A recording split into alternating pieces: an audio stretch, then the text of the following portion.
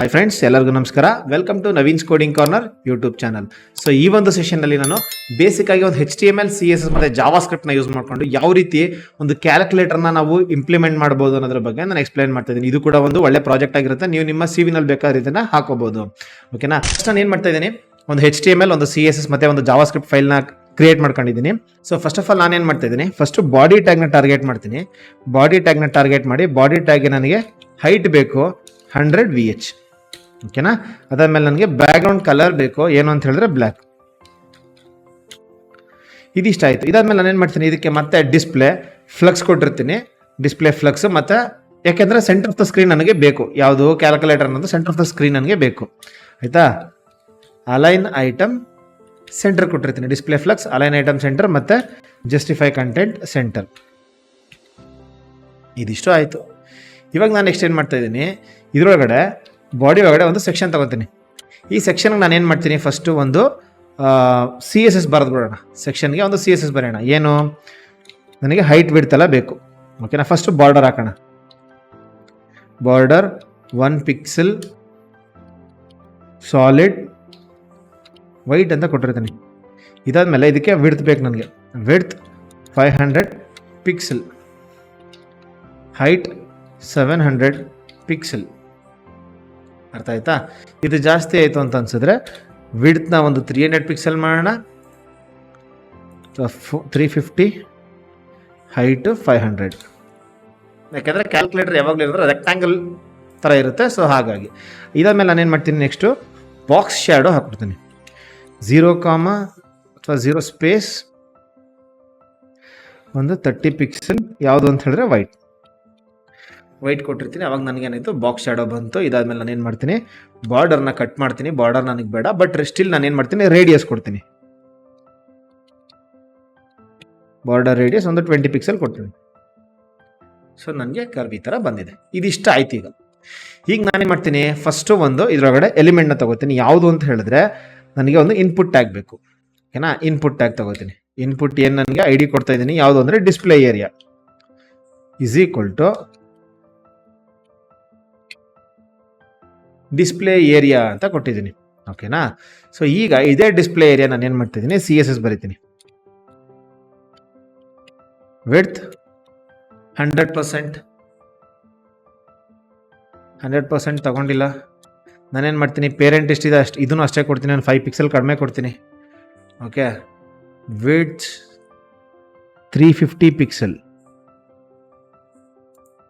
Okay, ಯಾಕೆ ಅಂತಂದರೆ ಇದು ID. Okay, so ID 350 pixel ಕೊಟ್ಟಿದ್ದೀನಿ. ಅಥವಾ 100 ಪಿಕ್ಸೆಲ್ ಕೊಟ್ಟರೆ ಎಷ್ಟು ಬರುತ್ತೆ ನೋಡೋಣ. ಈಗ 100% ಸ್ವಲ್ಪ ಜಾಸ್ತಿ ಆಗುತ್ತೆ. 350 pixel.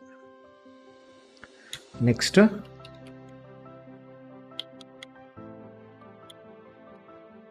Height 50 pixel. 70 pixel. Okay, ಇದು ಫೈನ್. ಇದು ನಾನೇನು ಮಾಡ್ತೀನಿ, ಸ್ವಲ್ಪ ಕಡಿಮೆ ಕೊಡ್ತೇನೆ.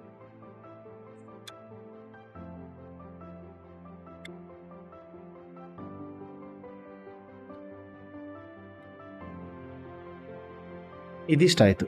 ಈಗ ನಾನೇನು ಮಾಡ್ತೀನಿ, ಬ್ಯಾಕ್ಗ್ರೌಂಡ್ ಕಲರ್ ಇದಕ್ಕೂ ನಾನು ಬ್ಲ್ಯಾಕ್ ಕೊಡ್ತೀನಿ. ಬಟ್ ಕಲರ್ ನಾನೇನು ಮಾಡ್ತೀನಿ, ಇದರಲ್ಲಿ ವೈಟ್ ಅಂತ ಕೊಡ್ತೀನಿ. ಸೊ ಈಗ ನಾನು ಏನಾದರೂ ಬರೆದ್ರೆ ಇದರಲ್ಲಿ ವೈಟ್ ಕಲರ್ ಬರುತ್ತೆ. ಫಾಂಟ್ ಸೈಜ್ ಜಾಸ್ತಿ ಮಾಡ್ಬೇಕು ನಾನು. ಫಾಂಟ್ ಸೈಜ್ ಏನು ಮಾಡ್ತಾ ಇದ್ದೀನಿ, ನಾನು ಒಂದು 30 ಪಿಕ್ಸೆಲ್ ಕೊಟ್ಟಿರ್ತೀನಿ. 40 ಪಿಕ್ಸೆಲ್. ಅದಾದಮೇಲೆ ಫಾಂಟ್ ವೆಯ್ಟ್ 800 ಕೊಟ್ಟಿರ್ತೀನಿ. ಸೊ ಇದಿಷ್ಟ ಆಯಿತು. ಇದಾದ್ಮೇಲೆ ನಾನು ಏನು ಮಾಡ್ತೀನಿ, ಇಲ್ಲಿ ಬಾರ್ಡರು ಮತ್ತು ಯಾವುದು ಕೂಡ ಬರಬಾರ್ದು. ಬಾರ್ಡರ್ ನಾನು ಔಟ್ಲೈನ್ ನಾನು ಕೊಟ್ಟಿರ್ತೀನಿ. ಔಟ್ಲೈನ್ ನಾನು. ಸೊ ಅವಾಗ ಏನಾಯ್ತು, ಇದೆಲ್ಲ ಹೊರಟೋಯ್ತು ನನಗೆ. ಓಕೆನಾ? ಇದಿಷ್ಟ ಆಯಿತು.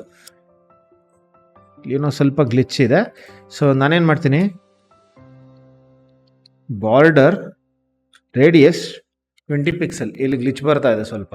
ಸೊ ಆ ರೀಸನ್ನಿಂದ ಬಾರ್ಡರ್ ರೇಡಿಯಸ್ ಕೊಟ್ಟಿದ್ದೀನಿ. ಇದಿಷ್ಟ ಆಯಿತು. ಇವಾಗ ನಾನೇನು ಮಾಡ್ತೀನಿ, ಸ್ವಲ್ಪ ಪ್ಯಾಡಿಂಗ್ ಕೊಟ್ಟಿರ್ತೀನಿ. ಇದಕ್ಕೆ ಪ್ಯಾಡಿಂಗ್ 10 ಪಿಕ್ಸೆಲ್.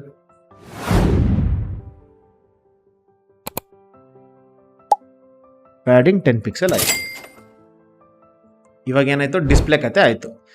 ನೆಕ್ಸ್ಟ್ ನಾನು ಏನು ಮಾಡ್ತೀನಿ, ಬಟನ್ಸ್ ಬೇಕು ನನಗೆ. ಸೊ ಬಟನ್ಸ್ ಯಾವ ರೀತಿ ಮಾಡೋದು, ಫಸ್ಟ್ ನಾನು ಏನು ಮಾಡ್ತೀನಿ, ಸೆಕ್ಷನ್ ಒಳಗಡೆ ಫಸ್ಟ್ ಒಂದು ಡಿವ್ ಹಾಕ್ತೀನಿ. ಈ ಡಿವ್ ಒಳಗಡೆ ಬಟನ್ ಬೇಕು ನನಗೆ. ಎಷ್ಟು ಬಟನ್ 4 ಬೇಕು, ಓಕೆನಾ. ಬಟನ್ ಒಂದು ರೋನಲ್ಲಿ 4 ಬಟನ್ಸ್ ಬೇಕು ನನಗೆ. ಸೊ 4 ಬಟನ್ ಅಂತ ಕೊಡ್ತಾ ಇದ್ದೀನಿ, ಓಕೆನಾ.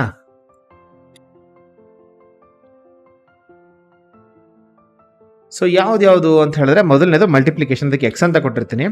ಅದಾದಮೇಲೆ ಡಿವಿಷನ್ಗೆ ಫಾರ್ವರ್ಡ್ ಸ್ಲ್ಯಾಶ್ ಕೊಟ್ಟಿರ್ತೀನಿ, ಮೈನಸ್ ಸಬ್ಟ್ರಾಕ್ಷನ್ಗೆ ಮೈನಸ್ ಸೈನ್ ಕೊಟ್ಟಿರ್ತೀನಿ, ಹಾಗೆ ಅಡಿಷನ್ಗೆ ನಾನೇನು ಮಾಡ್ತೀನಿ, ಪ್ಲಸ್ ಸೈನ್ನ ಕೊಡ್ತೀನಿ. ಇದಿಷ್ಟು ಬಟನ್ ಆಯಿತು. ಇವಾಗ ನಾನೇನು ಮಾಡ್ತಿದ್ದೀನಿ, ಇದಿಷ್ಟು ಬಟನ್ಗೆ ಒಂದು CSS ಬರಿತಿದ್ದೀನಿ, ಅಂದರೆ ಒಂದು ಕ್ಲಾಸ್ ನೇಮ್ ಬರಿತೀನಿ. ಏನದು ಕ್ಲಾಸ್ ನೇಮ್ ಅಂತ, ಅಥವಾ ID ನೇಮ್ ಬರೆದ್ರು ಓಕೆ, ಬಟ್ ಬೇಡ, ಕ್ಲಾಸ್ ನೇಮ್ ಬರಿತೀನಿ. ಕ್ಲಾಸ್ ನೇಮ್ ಏನು ಅಂತ ಹೇಳಿದ್ರೆ, ಇನಿಷಿಯಲಿ ನಮ್ಗೆ ಇದೆಲ್ಲ ಏನಾಗಬೇಕು, ಯೆಲ್ಲೋ ಕಲರ್ ಟೆಕ್ಸ್ಟಲ್ಲಿ ಬರಬೇಕು, ಓಕೆನಾ. ನಾನೇನು ಮಾಡ್ತೀನಿ, BTN YELLOW ಎಲ್ಲೋ ಅಂತ ಕೊಟ್ಟಿದ್ದೀನಿ. ಇದಾಯಿತು. ಇವಾಗ ನಾನೇನು ಮಾಡ್ತೀನಿ, ಫಸ್ಟು ಬಟನ್ CSS ಬರೆದ್ಬಿಡೋಣ. ಫಸ್ಟ್ ನಾನೇನು ಮಾಡ್ತಿದ್ದೀನಿ, ಟ್ಯಾಗ್ನ ಸೆಲೆಕ್ಟ್ ಮಾಡ್ತಾಯಿದ್ದೀನಿ, ಬಟನ್ ಟ್ಯಾಗು, ಓಕೆ. ಅದರದ್ದು ವಿಡ್ತ್ ಎಷ್ಟು ಅಂತ ಹೇಳಿದ್ರೆ 50 px, ಅಲ್ಲಿಂದ ಜಾಸ್ತಿ ಮಾಡ್ಕೊಂಡು ಬರೋಣ. 50 px ಅಂತಂದರೆ ಇಷ್ಟು ಬರ್ತಾ ಇದೆಯಾ, ಓಕೆ. ಇದನ್ನು ನಾನೇನು ಮಾಡ್ತೀನಿ, 80 ಪಿಕ್ಸೆಲ್ ಮಾಡ್ತೀನಿ, ಓಕೆ. ಅದಾದಮೇಲೆ ನಾನೇನು ಮಾಡ್ತೀನಿ, ಹೈಟ್ ಒಂದು 50 px. ಸೊ ಇದು ನಮಗೆ ಈ ರೀತಿ ಬರ್ತಾ ಇದೆ. ಇನ್ನು ಸ್ವಲ್ಪ ಜಾಸ್ತಿ ಆಯ್ತು ಇದನ್ನು 60 px ಮಾಡ್ತೀನಿ, ಓಕೆ. ಅದಾದಮೇಲೆ ಬಟನ್ ಏರಿಯಾ ಯಾವ್ದು ಬರುತ್ತಲ್ವಾ, ಸೊ ಇದು ಡಿವ್ ಅಲ್ವಾ. ಸೊ ಈ ಡಿವ್ಗೆ ನಾನು ಏನು ಮಾಡ್ತೀನಿ, ಕ್ಲಾಸ್ ಬಟನ್ ಡಿವ್ ಅಂತ ಕೊಟ್ಟಿದ್ದೀನಿ. ಇದನ್ನು ನಾನು ಕಾಪಿ ಮಾಡಿ CSS ಅಲ್ಲಿ ನಾನು ಏನು ಮಾಡ್ತೀನಿ ಅಂತ ಹೇಳಿದ್ರೆ, ಅದನ್ನು ಡಿಸ್ಪ್ಲೇ ಫ್ಲಕ್ಸ್ ಕೊಡ್ತೀನಿ. ಅದಕ್ಕೆ ಏನಕ್ಕೆ ನೋಡಿ, display flux justify content evenly space evenly. So ಇವಾಗ ಏನಾಗುತ್ತೆ, ಸುತ್ತಲೂ ನನಗೆ ಸ್ಪೇಸ್ ಬಂದಿರುತ್ತೆ ಒಂದು ಬಟನ್ನಲ್ಲಿ. ಇದಾದ್ಮೇಲೆ ನಾನೇನು ಮಾಡ್ತಾ ಇದ್ದೀನಿ, ಇದಕ್ಕೆ ಮಾರ್ಜಿನ್ ಟಾಪ್ ಕೊಡ್ತೀನಿ. ಎಷ್ಟು ಅಂದರೆ 20 ಪಿಕ್ಸೆಲ್, ಓಕೆನಾ. ಸೊ ಇವಾಗ ನೋಡ್ಬೋದು, ನಮ್ಮದು ಎಲಿಮೆಂಟ್ಸ್ ಇಲ್ಲಿದ್ರೆ ಇದ್ರ ಕೆಳಗಡೆ ಬಟನ್ ನಮಗೆ ಇಲ್ಲಿ ಬರ್ತಾ ಇರುತ್ತೆ, ಓಕೆ. ಇದಾಯಿತು. ಇವಾಗ ನಾನೇನು ಮಾಡಬೇಕು, ಬಟನ್ಗೆ ಪ್ರತಿಯೊಂದು ಬಟನ್ಗೂ ನಾನು ಏನು ಮಾಡ್ತೀನಿ, ಬಾರ್ಡರ್ ರೇಡಿಯಸ್ ಕೊಟ್ಟಿರ್ತೀನಿ. ಬಾರ್ಡರ್ ರೇಡಿಯಸ್ ನನಗೆ ಎಷ್ಟು, 10 ಪಿಕ್ಸೆಲ್, ಫೈನ್. ಅದಾದಮೇಲೆ ಫಾಂಟ್ ಸೈಜ್ ಒಂದು 30 ಪಿಕ್ಸೆಲ್, ಓಕೆ. ಇದಾದಮೇಲೆ ನಾನೇನು ಮಾಡಬೇಕು, ಯೆಲ್ಲೋ ಕಲರ್ ಬಟನ್ ಇದೆಯಲ್ವ ನಮ್ಮ ಹತ್ರ. ಸೊ ನಾನೇನು ಮಾಡಬೇಕು, ಬಟನ್ನ ಇದು ಯೆಲ್ಲೋ ಕಲರ್ ಮಾಡಬೇಕು ನಾನೀಗ. Background colour yellow, first yellow ಅಂತ ಕೊಟ್ಬಿಡ್ತೀನಿ. ಅದಾದಮೇಲೆ ನಾನೇನು ಮಾಡ್ತೀನಿ, ಇಲ್ಲಿ ಅದನ್ನು ಮ್ಯಾನಿಪುಲೇಟ್ ಮಾಡ್ತೀನಿ, ಓಕೆ.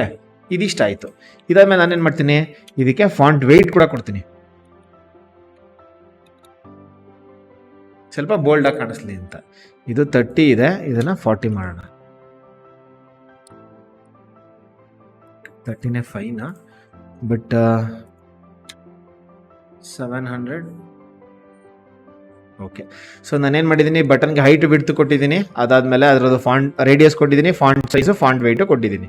ಇದಿಷ್ಟ ಆಯಿತು. ಇದೇನಾಯಿತು, ಒಂದು ಕೈಂಡ್ ಆಫ್ ಬಟನ್ಗೆ ಆಯಿತು. ಇವಾಗ ನಾನು ನೆಕ್ಸ್ಟ್ ಏನು ಮಾಡ್ತೀನಿ, ಸೇಮ್ ಇದನ್ನೇ ನಾನು ಕಾಪಿ ಮಾಡ್ತಾ ಇದ್ದೀನಿ. ನೆಕ್ಸ್ಟು ನಾನು ಪೇಸ್ಟ್ ಮಾಡ್ತೀನಿ. ಯಾವುದಕ್ಕೆ, ಇದಕ್ಕೆ ನಾನೇನು ಮಾಡ್ತೀನಿ, ಫಸ್ಟು 9 8 7 6 ಇದಿಷ್ಟ ಆಯಿತಾ. ನೆಕ್ಸ್ಟ್ ನಾನೇನು ಮಾಡ್ತೀನಿ, ಇದನ್ನು ಸೇಮ್ ಕಾಪಿ ಮಾಡ್ತಾ ಇದ್ದೀನಿ, ಮತ್ತೆ ಪೇಸ್ಟ್ ಮಾಡ್ತೀನಿ. 5 4 3 2 ಆಯಿತಾ. ನೆಕ್ಸ್ಟ್ ಮತ್ತೆ ಕಾಪಿ ಮಾಡ್ತಾ ಇದ್ದೀನಿ, ಇನ್ನೊಂದು ರೌಂಡ್ ನಾನು ಏನು ಮಾಡ್ತೀನಿ, ಪೇಸ್ಟ್ ಮಾಡ್ತೀನಿ. ಇಲ್ಲೇನು ಮಾಡ್ತೀನಿ, ಫಸ್ಟು 1, ಆಮೇಲೆ ಎರಡನೇದಾಗಿ 0, ಮೂರನೇದಾಗಿ ಡಾಟ್, ನಾಲ್ಕನೇದಾಗಿ ಈಕ್ವಲ್ಸ್ ಟು, ನಾಲ್ಕನೇದು ಈಸ್ ಈಕ್ವಲ್ ಟು. ಇದಿಷ್ಟ ಆಯಿತು. ಇದಾದಮೇಲೆ ಏನು ಮಾಡ್ತೀನಿ, ಇನ್ನೊಂದ್ಸಲ ಕಾಪಿ ಮಾಡಿಬಿಟ್ಟು ನಾನೇನು ಮಾಡ್ತೀನಿ, ಕ್ಲಿಯರ್ ಕೊಡ್ತೀನಿ. ಕ್ಲಿಯರ್ ಒಂದು ಬಟನ್ ಬೇಕಲ್ವ ನಮಗೆ. ಸೊ ಇದಿಷ್ಟನ್ನು ನಾನೇನು ಮಾಡ್ತಿದ್ದೀನಿ, ರಿಮೂವ್ ಮಾಡಿಬಿಟ್ಟು ನಾನೇನು ಮಾಡ್ತೀನಿ, ಕ್ಲಿಯರ್. ಇದಿಷ್ಟ ಆಯಿತು. ಇವಾಗ ಇದು ಬಟನ್ ಯೆಲ್ಲೋ ಅಂತ ಇದೆ, ಇದು ನಾನೇನು ಮಾಡ್ತೀನಿ, ರೆಡ್ ಅಂತ ಕೊಡ್ತೀನಿ, ಓಕೆ. ಸೊ CSS ಬರ್ತೀನಿ, ಬಟನ್ ರೆಡ್ ಇದ್ರೆ ಬ್ಯಾಕ್ಗ್ರೌಂಡ್ ಕಲರ್ ರೆಡ್. ಓಕೆ, ಅದಾದಮೇಲೆ ಅದರ ಕಲರ್ ಫಾಂಟ್ ಕಲರ್ ಬೇಕಾದ್ರೂ ಚೇಂಜ್, ಏನೋ ಕಲರ್ ಬೇಕಾದ್ರೂ ನಾನು ಚೇಂಜ್ ಮಾಡ್ಬೋದು, ಕಲರ್ ವೈಟ್. ಓಕೆ, ಇದು ಫೈನ್. ಇದು ಬೇಕು ಅಂದರೆ ನಾನು ಸ್ವಲ್ಪ ಕಲರ್ ಚೇಂಜ್ ಮಾಡ್ಬೋದು. ಓಕೆ, ಸೊ ಇದಾಯಿತು. ಅದಾದಮೇಲೆ = ನನಗೇನು ಬೇಕು, ಗ್ರೀನ್ ಕಲರ್ ಬೇಕು. ಸೊ ನಾನೇನು ಮಾಡ್ತಾ ಇದ್ದೀನಿ, ಈಕ್ವಲ್ಸ್ ಟುಗೆ ನಾನು ಗ್ರೀನ್ ಅಂತ ಕೊಡ್ತೀನಿ.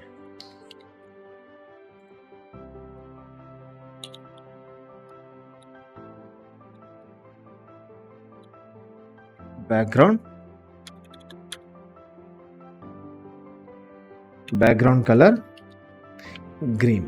ಸೊ ಈ ಗ್ರೀನು ನಾನೇನು ಮಾಡ್ತೀನಿ, ಸ್ವಲ್ಪ ಚೇಂಜ್ ಮಾಡ್ತೀನಿ. ಸೊ ಈ ಥರ ಗ್ರೀನ್ ಮಾಡ್ತೀನಿ.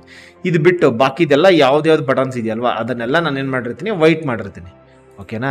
ಸೊ ನಮ್ಗೆ ಇಲ್ಲಿಂದ ಯಾವುದು ನಮಗೆ ಕಲರ್ ಬೇಡ. ಸೊ ಇದಿಷ್ಟು ನಾನೇನು ಮಾಡ್ತೀನಿ ಅಂತಂದರೆ ವೈಟ್ ಅಂತ ಕೊಟ್ಟಿರ್ತೀನಿ.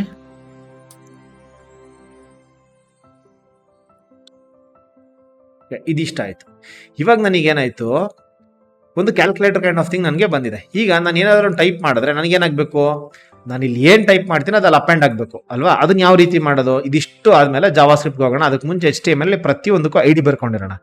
ಏನದು ID ಅಂತಂದರೆ, ಫಸ್ಟ್ ನಾನು ಏನು ಮಾಡ್ತೀನಿ, ID = ನಾನು ಇಲ್ಲಿ ಏನು ಬರ್ದಿದ್ದೀನಿ ಅದನ್ನು ತಗೋಬೇಕು ನಾನು. ಓಕೆ, ನಾನು ಇಲ್ಲಿ ಏನು ಮಾಡ್ತೀನಿ, ಮಲ್ಟಿಪ್ಲಿಕೇಶನ್ ಸೈನ್ ತಗೋತೀನಿ. ಅದಾದಮೇಲೆ ಕೆಳಗಡೆಗೆ ಅದೇ ರೀತಿ ಬರ್ತಾ ಇದ್ರೆ ಡಿವಿಷನ್ನು, ಪ್ರತಿಯೊಂದು ನಾನು ಕಟ್ಕೊಂಡು ಹೋಗ್ತೀನಿ. ಯಾವ ರೀತಿ ನೋಡಿ,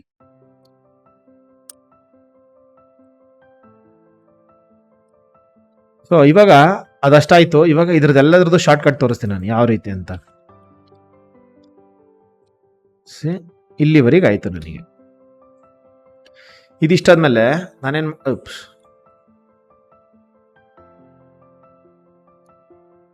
ಮಾಡ್ತೀನಿ, ಕಾಪಿ ಮಾಡ್ತಾ ಇದ್ದೀನಿ. ಇಲ್ಲಿ ಬಂದು ನಾನು ID = ಪೇಸ್ಟ್ ಮಾಡ್ತಾ ಇದ್ದೀನಿ. ಸೊ ನನಗೆ ಅಷ್ಟರದ್ದು ವ್ಯಾಲ್ಯೂ ಬಂತಾ. ಇವಾಗ = ಇಲ್ಲಿದೆ, ID = ನಾನೇನು ಮಾಡ್ತೀನಿ, ಈಕ್ವಲ್ಸ್ ಕೊಟ್ಟಿರ್ತೀನಿ. ಇಲ್ಲಿ ಕ್ಲಿಯರಾಗಿ ನಾನು ಸೇಮ್ ಅದೇ ರೀತಿ ಕೊಟ್ಟಿರ್ತೀನಿ, ID = ಕ್ಲಿಯರ್, ಕ್ಯಾಪಿಟಲ್ C. ಇದಿಷ್ಟು ಕೊಟ್ಟೆ, ಇದಿಷ್ಟು ಆಯಿತು. ಈಗ ನಾನೇನು ಮಾಡ್ತೀನಿ, ಪ್ರತಿಯೊಂದಕ್ಕೂ ಒಂದು ಆನ್ ಕ್ಲಿಕ್ ಫಂಕ್ಷನ್ನ ಬರಿಬೇಕು ನಾನು. ಇವಾಗ ಯಾವ ರೀತಿ ಬರೆಯೋದು, ಕರೆಕ್ಟ್ ನೋಡಿ.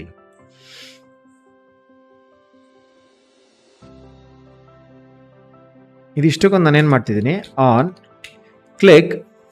ಓಕೆ, ಯಾವುದು ಅಂತ ಹೇಳಿದ್ರೆ ಹ್ಯಾಂಡಲ್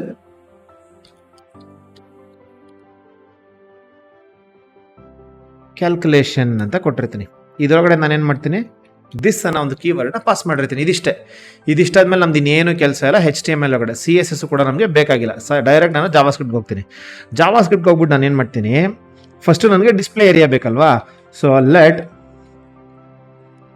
ಡಿಸ್ಪ್ಲೇ ಏರಿಯಾ = document.getElementById.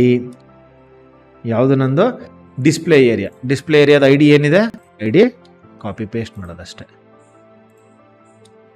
ಇದಿಷ್ಟ ಆಯಿತು ನನಗೆ. ಈಗ ನೆಕ್ಸ್ಟ್ ನಾನು ಏನು ಮಾಡ್ತಿದ್ದೀನಿ, ಆನ್ ಕ್ಲಿಕ್ ಮಾಡಿದಾಗ ನಾನು ಈ ವ್ಯಾಲ್ಯೂಗಳನ್ನ ತಗೋಬೇಕು. ಸಾರಿ, ಇದನ್ನು ಮಿಸ್ ಮಾಡಿದ್ದೀವಿ. ಏನು ಅಂತ ಹೇಳಿದ್ರೆ ಆನ್ ಕ್ಲಿಕ್ ಇಲ್ಲಿಂದ ಇಲ್ಲಿವರೆಗೆ ಕಾಪಿ ಮಾಡ್ತಾ ಇದ್ದೀನಿ.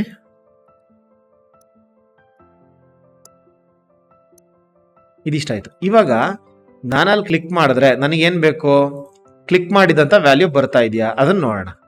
ಓಕೆ, ಸೊ ಯಾವುದಿದು ಫಂಕ್ಷನ್ ನೇಮ್. ನೆಕ್ಸ್ಟ್ ನಾನೇನು ಮಾಡ್ತಿದ್ದೀನಿ, ಕಾನ್ಸ್ಟ್ ಒಂದು ಆರೋ ಫಂಕ್ಷನ್ ಬರ್ಕೋತೀನಿ. ಓಕೆ, ಇಲ್ಲಿ ನಾನೇನು ಮಾಡ್ತೀನಿ, ಅಂತ ಕೊಟ್ಟಿರ್ತೀನಿ.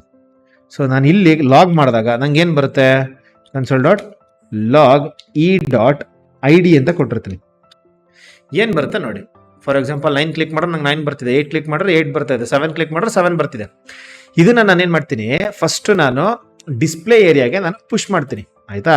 ಅಥವಾ ಡಿಸ್ಪ್ಲೇ ಏರಿಯಾಗೆ ಆ್ಯಡ್ ಆ್ಯಂಡ್ ಅಸೈನ್ ಮಾಡ್ತೀನಿ. ಯಾವ ರೀತಿ, display area okay dot value plus equals to okay e.id.